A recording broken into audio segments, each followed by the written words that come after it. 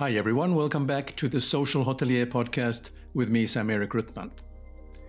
FeedSpot has selected us one of the top 20 hotel podcasts on the web, and this recognition reinforces the value of conscious dialogue in hospitality, conversation that matter with people who care about impact. Grateful to the inspiring thought leaders who have joined me over the years and to all of you who have tuned in. So I have a thought leader with me for this episode, and that's Marc Dardenne, who has been with me several times. Marc is a Chief Executive Officer of Abu Dhabi-based Modon Hospitality. So welcome, Marc, and thanks for joining today. Thank you, Sam. Great to be invited again on your podcast. I think, it's a great activity, and I always love the interaction with you. We go back so many years, and let's try to make it interesting. Yeah, very good. So first off, I think for our audience to get some background, what motivated you to return to Ecole Hôtelière Hospitality Business School as a guest lecturer, and how does it feel stepping back into the classroom from a lens of a seasoned executive? Actually, that was really the most exciting week of the year for me. I was really looking forward to it. I mean, I forgot actually when I graduated, so I had to dig out my diploma somewhere in my boxes, and then I found out that I graduated 43 years ago. So you figure out my age. But it's absolutely delightful to go back to a school where you went to so many years back. I mean, I went to visit a few times, and I always enjoyed speaking to the students and talking. But this time was really a full week with 33 MBA students. And, two things. I was number one, excited to be back at the school. The second thing, I was actually quite nervous, right? I wanted to make sure that I was going to go do a good job. And when you start something totally new, and I always like to challenge myself, it's exciting, but you're a little bit nervous also, So, and for me, why go back? Obviously I had many years of careers, and our careers crossed over the years. Also, I remember when we were in Bali together. And for me, it was really trying to give back really to the young generation and see if they would be interested to hear a little bit about hospitality. Yeah, I mean, that's very, very good. I mean, that you're doing that. And I like the idea that we're both about the same age, that we're both challenging ourselves to learn. And when you're a lecturer, you actually are challenging yourself, because you have to kind of think how you can make think about their spending. I don't know how many hours they spent with you. That time this never come back to them. So it has to be make them worthwhile that they sat for those lectures and the conversation. So that's how I always feel when I have to do things in front of people. I'm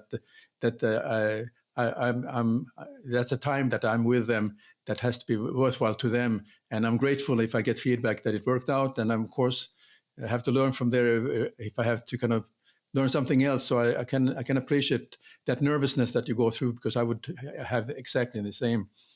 But looking at your background, we both have worked internationally for years.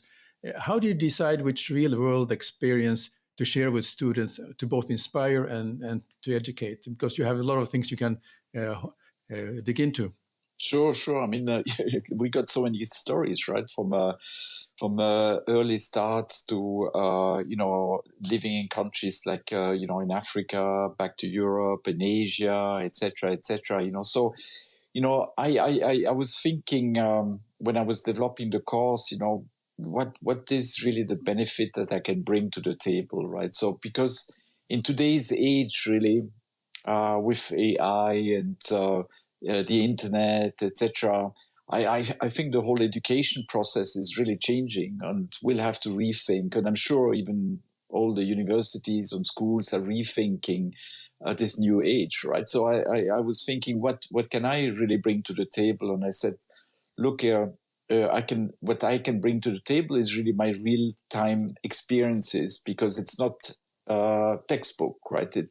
It's really what I went through and my experiences, on the good, on the bad, what I would have done differently, etc. And the other part is that obviously over the years I've grown my network, like people that were humble beginnings are now in great positions. And I was really very excited to hear that they were very willing to dial in. So for example, I give a couple examples. I had Simon Casson. He's currently the president of Corinthia. He was the president of Four Seasons. And I called him up and I said, Simon, I know you're a busy man. Would you be willing to dial in and be a judge for the students because they had to develop a project? And then I had another friend. He said, yes, absolutely. I'll do it. And that's 3 hours of his time, of his valuable time. Another example is Stefan Lesser. He's currently CEO in Saudi. He was CEO of Langham. He was CEO of Jumeirah, etc. Again, I think they're sharing the same spirit that I have, is that it is our responsibility as senior leaders to give back to these young students and also excite them about the business, right? So, because I think the hospitality business, for me, and even my wife asking me, would you have done something different if today you had a choice, right? Now, at that time, we didn't have that many choices because you became a doctor, an engineer, a hotelier, and then we did our career, etc. But today, there's much more choices. But I told her that no, I would have never changed because I think our business is incredibly exciting, and it's so varied, right? I think. And that's also the spirit that I wanted to share with the students, to encourage them to really try hospitality. Very good. So, but those students are coming from a hospitality background because it's held obviously at that business school, or are there some others who are coming from a different background but want to step into this industry? Just to understand the kind of profile of the students that you have. Yeah, I think, the hotel school has changed really from my time. 43 years ago, the hotel school in Lausanne was a true hotel school. You learned how to serve, you learned how to cook, you looked how to, the good old style, and eventually you looked at management, etc., etc. But now it's a real business school, right? But I think it's a great school. And when you look at it, unfortunately, potentially, I think it's about 30 or 35% of the students only stay in hospitality. Yeah. Most of them go in different branches, which is fine, right? But it shows that hospitality teaches them to be well-rounded individuals, right? So you have a lot of banks, wealth management, you have obviously consultancies, and so on. We're looking out for these students because they have a well-rounded background. I mean, I had 33 students, all very polite, well-dressed, very versatile, very eager to learn. I was very impressed by the students, I must say. Very good. Yeah, I mean, this is one of the things I was interested to learn, that consider how when you were a student yourself, when you graduated 43 years ago, how today's students differ from your peers and so on. But I think you answered the question now, because they're coming from a different background and so on. Yeah, but it was nice also to see the different nationalities. I had students from obviously Europe, quite a few Swiss, but French and German. I had a few students from China, India, Middle East, Africa. It was great to have this 33 students, individuals, different backgrounds in one room, and pretty much the same age. They were all MBA students, also they had gone for 4 years of BA. But and I always say you learn so much, right? From the students, as much as you give them, you will also learn from them, for sure. Yeah, yeah.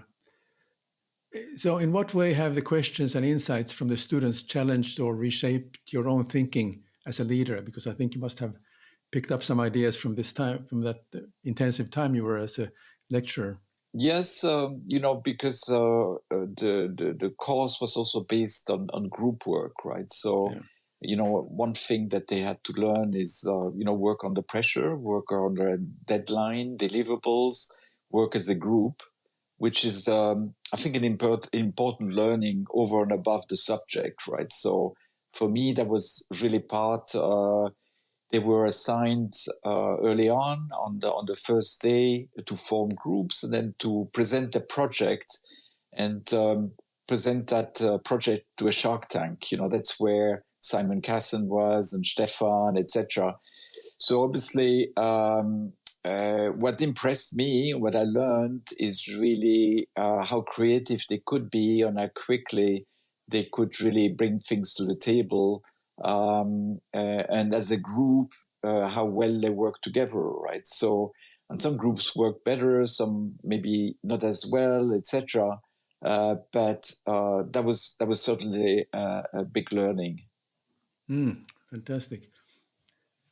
Yeah. So just thinking about how do you bridge the gap between academic theories and the realities of high-level corporate decision-making in your session, or is basically on looking at your experience rather than the academic theories?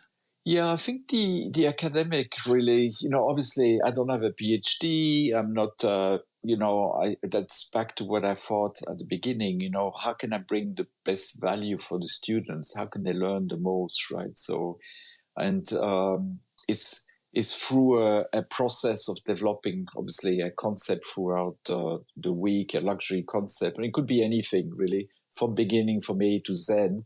And then inviting some key speakers, that they could really speak to people that are on the ground, right? So I had, for example, somebody from venture capital, right, to say, okay, if you have a concept, you'd like to have funding, you need to sell your concept. How are you going to do it? What are the key points, that you have to think of as an example, right? And then I had some of my friends and contacts in the branding industry. How important is branding for your concept? The right branding, the right positioning, etc. Human capital, right? How do you develop a winning organization? A dear friend of mine who wrote a book, who used to work with me, also agreed to join, and it was a great session about creating a culture, a vision for the company, and also making sure that that vision comes true. And then we also looked at leadership styles, So I did a comparison between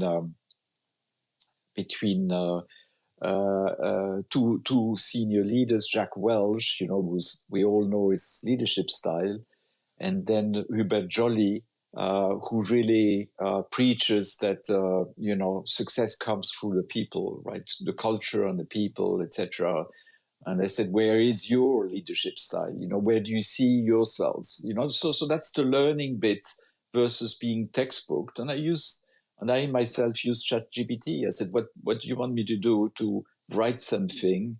If I can get it, but I admit that I had it from ChatGPT. I said, this is what it is. Now let's discuss it and so on, right? So for me, again, the biggest learning came, and that's the students, that's the feedback I got from them also. They really enjoyed the session just because it was so true to life. And I could really tell them true examples of my experiences. So then one session was also about the 10 learnings that I had from my life, right? So we went through a little bit of my whole career, and one is continuous learning, like what you do, what I do. I always thought that I had to challenge myself, so doing an executive MBA, doing online courses, starting to actually teach, etc. That's all part of it, right? And I thought that really resonated with them a lot. So it was really hands-on versus academic. Then I backed it up, obviously, by theories, etc. But that was really the concept of the whole teaching. Okay. So when you spoke about your professional journey, was there any particular theme or topic that resonated most with the students that actually created conversations and so on? If you can speak about that, just to get the feel of What were the reaction from the students during that time? Yeah, I mean, there was a lot of, I must really say, they came, quite a few students came to me and asked for some advice also. And obviously, some had some ideas, concepts in mind. I wanted to get my feedback.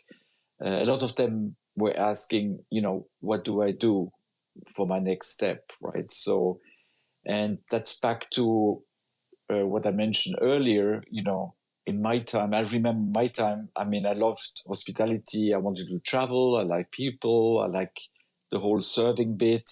And that was my life, right? That's the way I saw it. I really wanted to travel the world. I wanted to meet people, understand different cultures. That was just, and I somehow, I'm a type of person that likes to serve. I'm the first one to open a door. It's not because that's what it is, right? If I see an old lady, I try to help her, etc. So, I mean, not everybody does that. They should do it, but anyway, this is just inherent in me, right? So that's why hospitality spoke to me, and then we went into a career, after hotel school, management training, assistant F&B. It was never a question of doing something totally different. At one stage, I thought of maybe doing something myself, etc. But I left the entrepreneurship to my wife, and I did the career. Where I want to get to is today they have so many choices, and they are really confused. I'm not saying everybody, but they really need help, and very often, sometimes the institution, obviously they try to help them, but they need mentors, they need help, right, in their career path. And honestly, it's very difficult to do a hotel school and get your first job. You remember I don't know what your first job was, but I was a management trainee and I made $500, right? So it was what it was. I don't know what your first job was. Oh, well, I had. It was one of the most important steps in my senior year was to get as many interviews as possible when the recruitment guys came in. And there's someone who came into the campus, like we both know, Ron Hilvert. Oh yes, of course, And Ron. so yes. he interviewed me, and I landed a job with Hyatt thanks to him. So it was a question of what I want to do. I mean, I was talking with Sheraton. I was talking with all the different companies, but I think what inspired me at that time to accept the offer from Hyatt, even though the understanding you started as a management trainee, was that I had a job earlier as a trainee in US, and the director of food and beverage had worked with Hyatt. So I was so fascinated about their thinking about and the creativity. And later on, when I joined Hyatt, my first place to work was in Dallas, and there was a great director of food and beverage. He was David Kong, who is a great hotelier, and he just retired recently from his position I think he worked with either Choice Hotels or something. He was in the president of the company, and we ran into each other. Can you imagine in Berlin ran into each other after all these years? And I asked him, "Do you remember me? Because I remember you very well." "Yes, I remember you, Sam." So it was kind of a fun thing so Hyatt was the obvious choice for me, and I never regret it. And I'm always considered to be one of the, as Ron called us, one of Ron's boys. Yes. Actually, he interviewed me. He didn't take me, so that's why I joined. And I always blamed him. In the second choice, he took me, and then I went to Bali Hyatt. That's where we met, right? So, but back to these students, right? When you look at they're spending let's say, I don't know, 200,000 US or Swiss francs in education, etc. And then what do we offer them? A management trainee, right? So it's tough, and that's why I think we're losing quite a few people to other businesses, right? So, but again, there's so many choices for them. So it makes it very difficult for them to find their calling. And I always say, look, whatever you do, you have to be passionate about it. And I always tell the story about my son and him wanting to do what I do, but after I put him in a month in a hotel, he realized maybe that's not what I want to do. And he's now very successful doing crowdfunding and VC, etc. So wonderful. He found his passion, right? So that's what it is in life, right? You have to find your passion. Even sometimes people find it a little later. I was very fortunate. I found my passion immediately, right? So, but I think that's one which leads a little bit to another subject is really how we as an industry have to change. And I always say we are dinosaurs, the way we operate. And I include myself in the dinosaur category, even though I think I'm a little bit more forward thinking than some of my colleagues.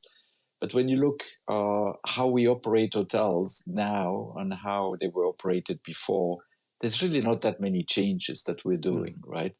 And people change.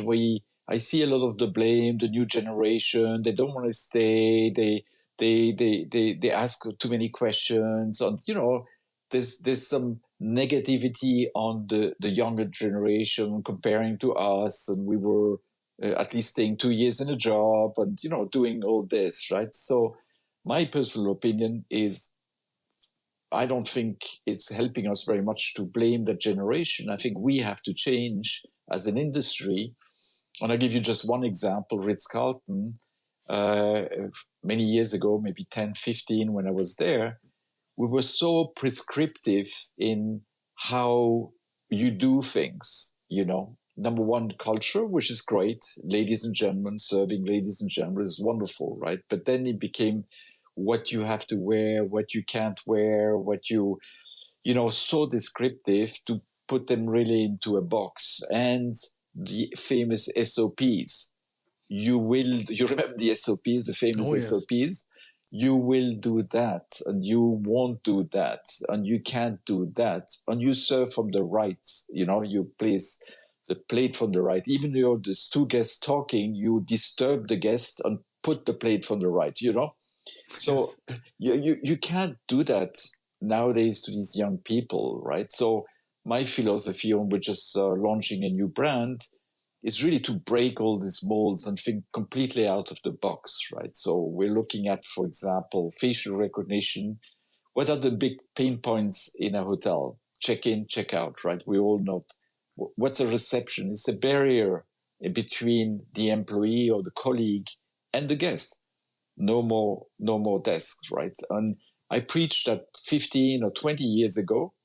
Today, it's kind of a norm. Okay, no more desk. Nobody says, wow, this is like crazy. This guy is like a genius. How did he figure that out, right?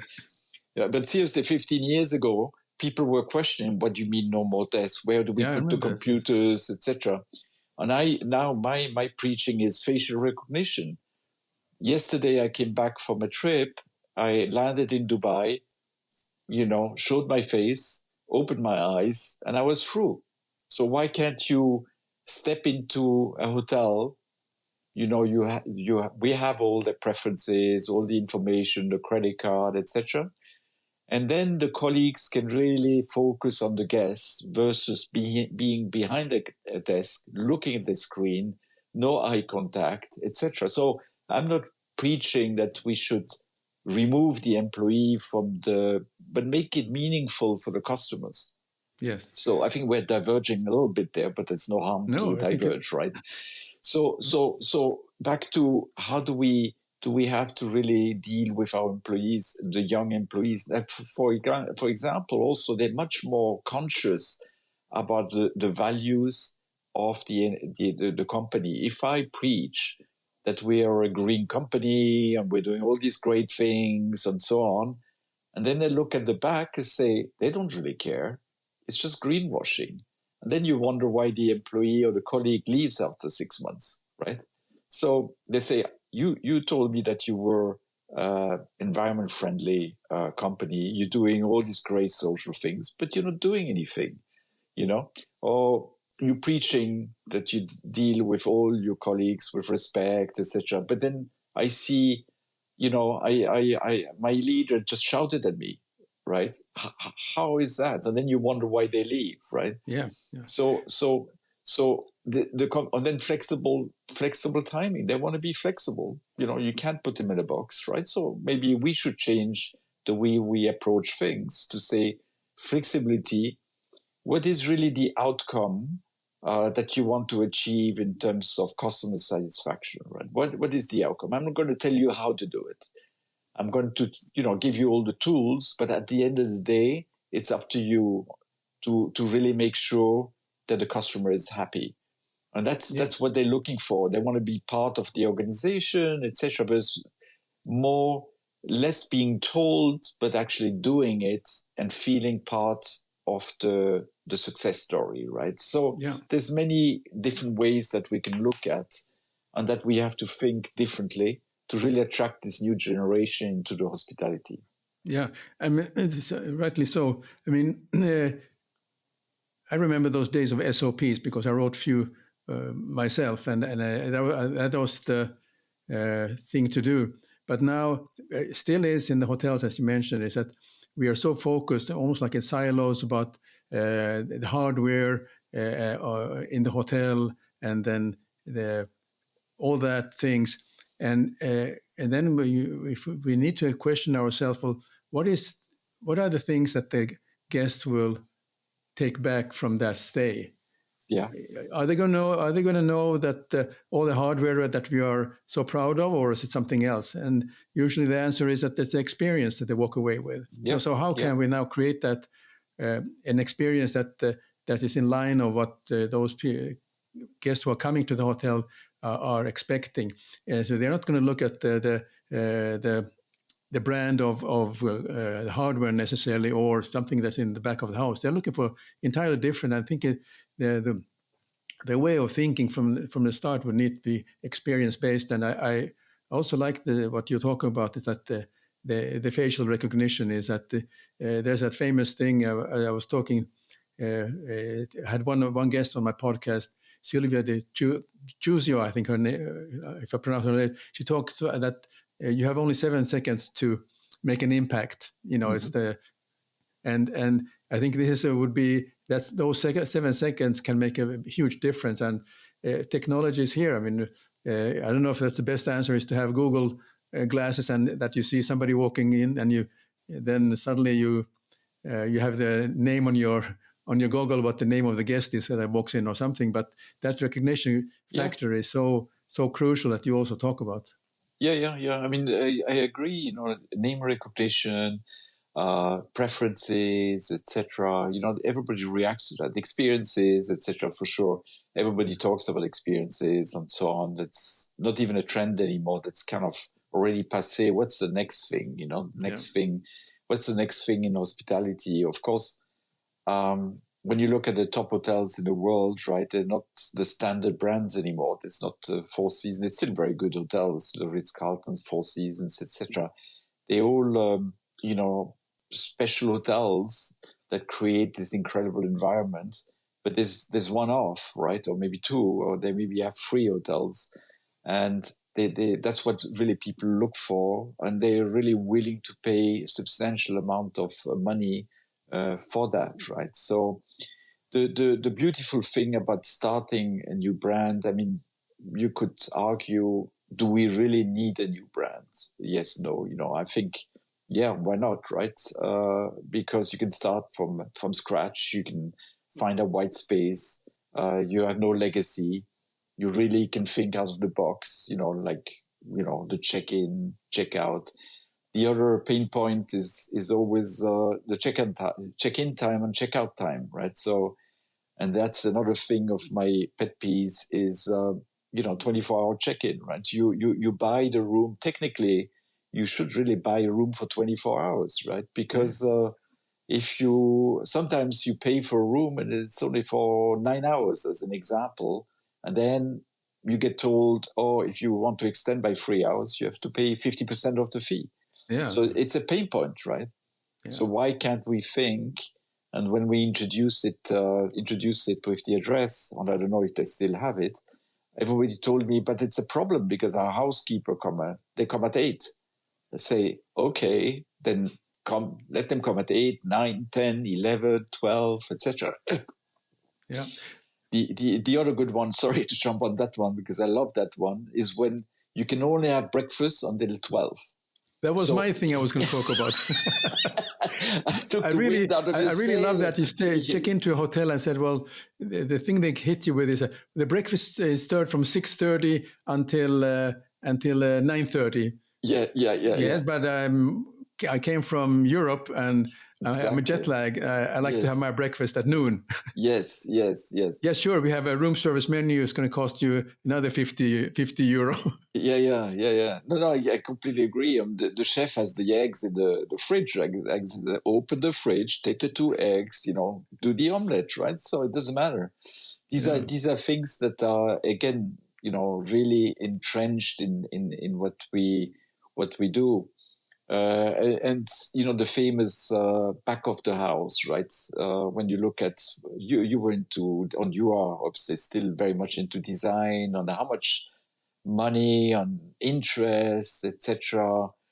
We spend 90%. We spend on looking at the adjacencies, on restaurants and spa, and then somebody in the back of the room says, what about the back of the house? Number one, we shouldn't call it back of the house. It's the heart of the house. That's number one.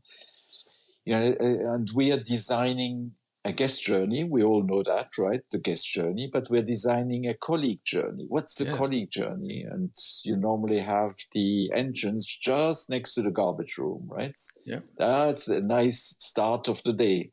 Yep. When you have that, right? And then you have really nice white shiny tiles in the back, right? So to make sure that it looks like a hospital. And then particularly the lighting is great because that really gives you a headache in the morning when you get to work, or say they couldn't have found something more horrible than that light, right?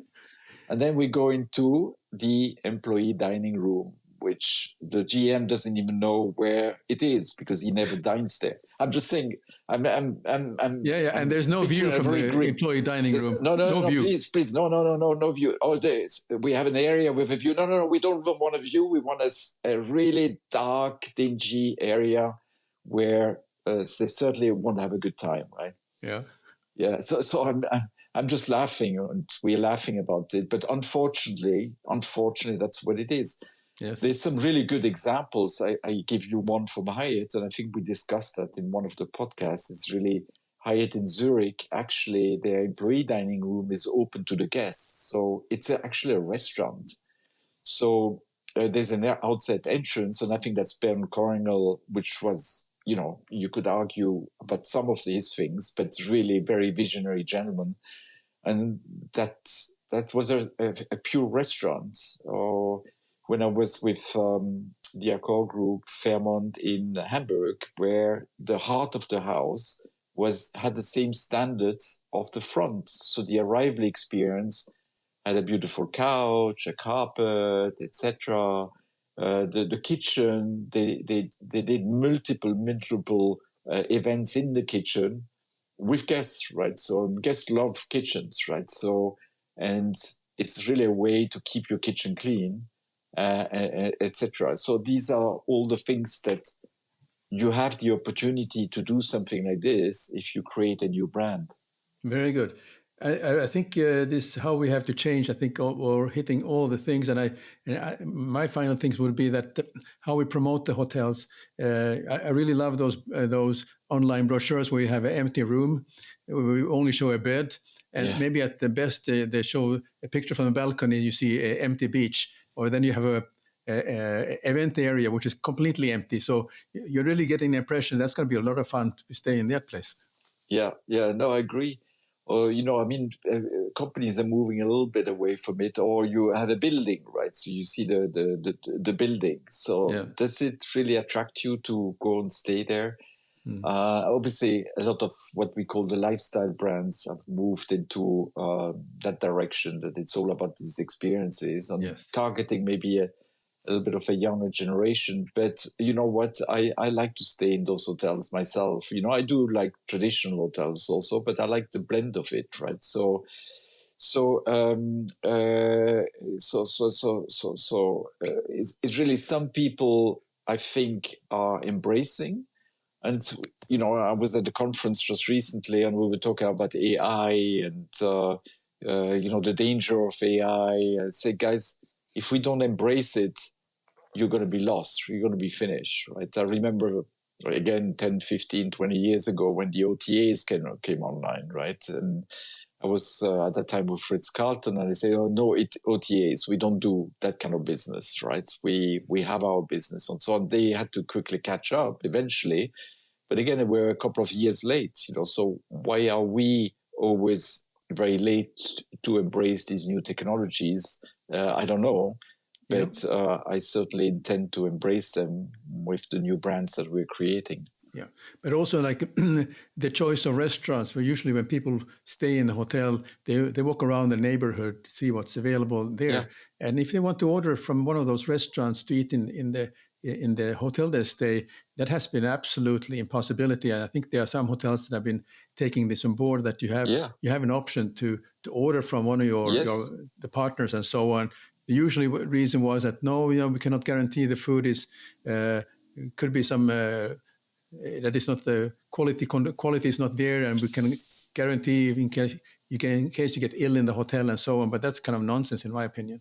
Yeah, no, completely agree. Yeah, I mean, the F&B is always a subject on its own, right? When you think about it, right? So, again, when you look at, we're doing a project in Egypt where we are going to develop a concept of European-style hotels where it's more or less a bed and breakfast, but the operator actually has a restaurant, but the restaurant is only 100 meters away from the hotel. So instead of putting the restaurant in the hotel, where people say, I don't want to, you know, eat in a hotel restaurant, but, you know, even letting them walk across the street to a supposedly independent restaurant, makes a whole difference, right? Yeah. So again, F&B is super interesting. What is happening nowadays in the F&B world? Bali Hyatt. Telaganaga. Yeah. The Chinese restaurant, right? You have to walk there. Yeah. No, that was a good example, and that worked really very nicely. Yeah. So a little bit back to the school. I mean, just to have a feel of what qualities you look for in students that suggest they have the potential to become impactful leaders in global hospitality. Out of those MBA students, there are some things that you're paying attention to in your discussions with them? Yeah, I think, you know, it's like always, right? You got 33 students, you got the you know, curiosity is one, right? And emotional intelligence, right? Is probably the other one. It's also communications skills. Yeah. You know, that's where some of the students stood out, right? So the curiosity to say, you know, to be with it, to be in the room, right? So I told the school, asked me, do they have to come or not come? I said, you know, honestly, if they don't want to come, be my guest. They don't have to come. They have to come for the, you know, the exams, etc. But if they have no interest coming, I certainly won't push for them. I mean, to come. Yes.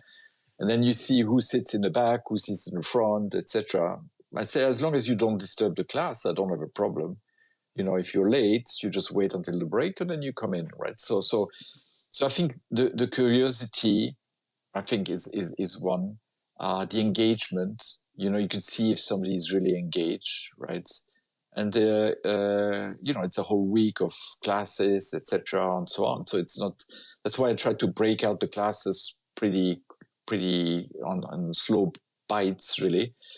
But that curiosity, and then the engagement, right? And then finally, like I said, communication skills, and that emotional intelligence to be able to engage with somebody. And I'm not saying show the amount of respect, but, you know, work with your colleagues and respect them, work with me on the line, etc., and be able to align. That's where the great leaders are going to come from, right? So especially nowadays, and that's why it was interesting to see that comparison between Jack Welch and Hubert Joly. And I never met Jack Welch, but I had the great pleasure to meet Hubert when he was with Radisson. And he always stroked me as an interesting character, as somebody I can relate to. And then I read his book, and I said, this is just a great book, right?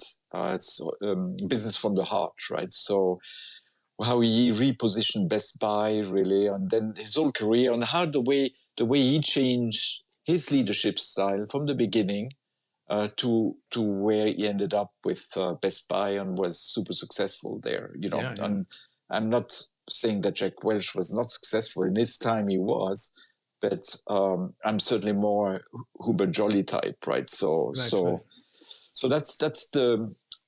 what I say. And then there are a few students which I thought it's such a shame that they don't take this opportunity to really do something with it, because I didn't see them engaged for whatever reasons. I don't know. Maybe they had personal issues, or they were bored, or whatever it is. But you're in such a great school. You have the opportunity to network, etc., and you don't take the opportunity. For me, it's a lost opportunity for them. It's not for me, but for them, right? So absolutely, that's unfortunately what it is. Yeah. How about then, how do you mentor those students to prepare them for the pressure and complexities of executive roles? Because that's been quite lonely on the top, quite windy. Yeah, no, true.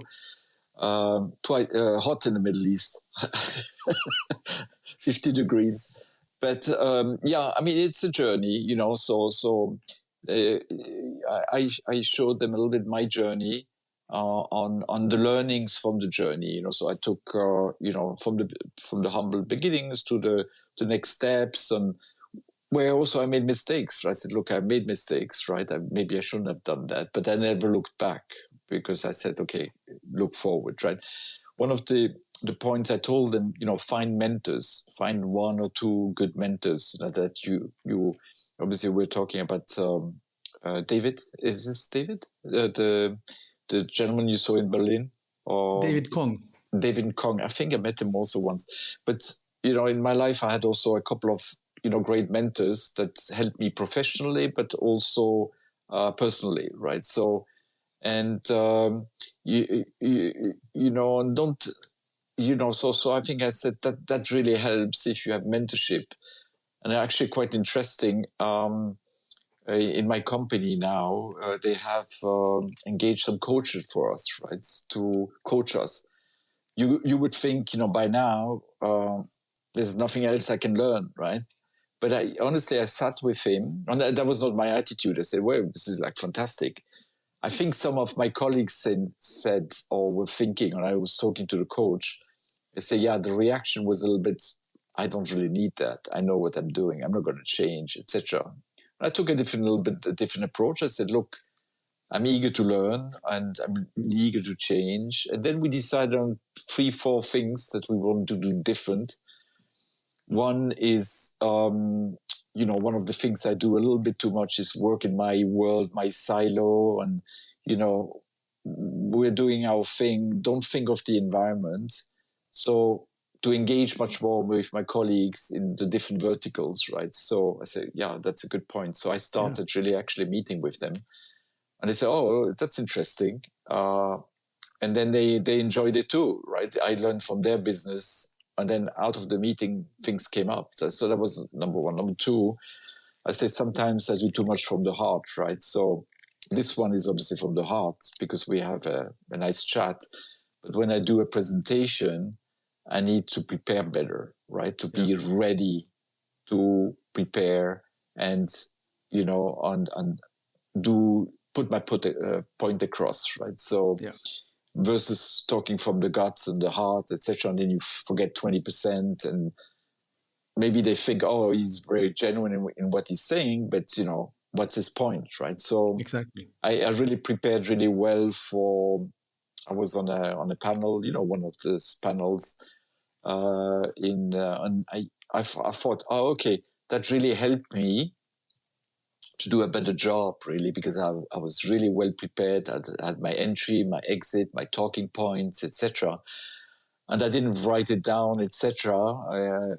But I felt I was really ready, right? So, you went through it mentally. Yes. So there's a couple of things like this that I really picked up nicely. So the point is, you always have to challenge yourself, always learn, etc. And you should be afraid to have again somebody tell you how you can improve.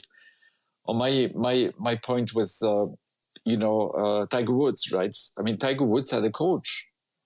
He had coaches, the health coach, etc. But golf coaches, right? You would think that he knows how to play golf, right? Why does he need a coach?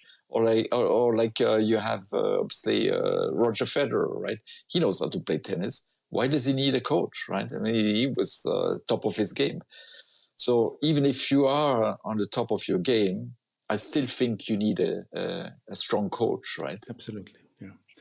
So, Marc, this has been a great conversation, and we touched on a number of things, and but your experience at in Lausanne, and then of course it was interesting to have exchanged a few ideas on this about what we have to learn, because we're coming from a generation unlike the current generation, have different needs, and how we have to also change.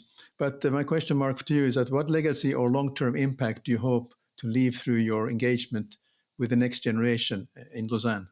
Yeah, I think it's not so much about leaving a legacy. I think leaving a legacy is pretty egoistic. Do you think of yourself?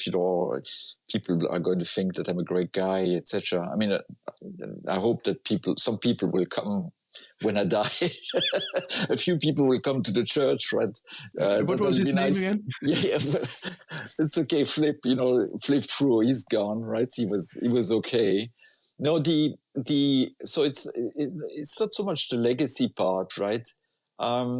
It's really one of the things I really want to do is try to get as many people into the business. Yes, and because I think it's a great business, and sometimes people don't realize the incredible lives that you can have in that business, right? So I think that's certainly one. The second part is also, it's kind of giving back. I mean, it's a little bit cliche that you kind of learned a lot of things. Why not give back? I mean, you can write a book, which I thought about, but just it's a lot of work to write a book. So eventually, maybe I'll write a book. So hopefully you're gonna buy me. No, I'll give it to you for free, and I sign it, right? So, but and I'll promote it. Yeah, you can promote it exactly. No, a book is a good one, right? It's always good, but what kind of book are you gonna write, right? So, but anyway, so that's the other part. But the other one, it's really a selfish reason, is that I thoroughly enjoyed doing it. It was great, being back in school. I was in a studio, and I must tell you, Lausanne is like a country club, right? So went to the gym every morning, went for a walk, had the swimming pool, all this, great food. I said, hey, this is like great, right? So it was really a little bit of a selfish thing that I really enjoyed it, and I enjoyed every day that I was doing my courses, etc. And then I certainly enjoyed some of the students coming back to me and say, thank you very much. They called me Dr. Dardenne. I said, no, don't call me doctor. I'm not a doctor. I certainly don't have a PhD. But, it was really nice to see how they appreciated it. Not each one came to see me, but, a lot of them, they sent me a nice note on LinkedIn, or sent me a nice email.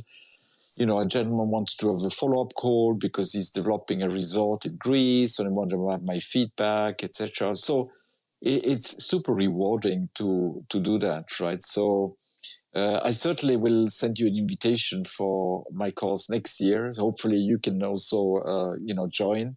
that would be certainly great.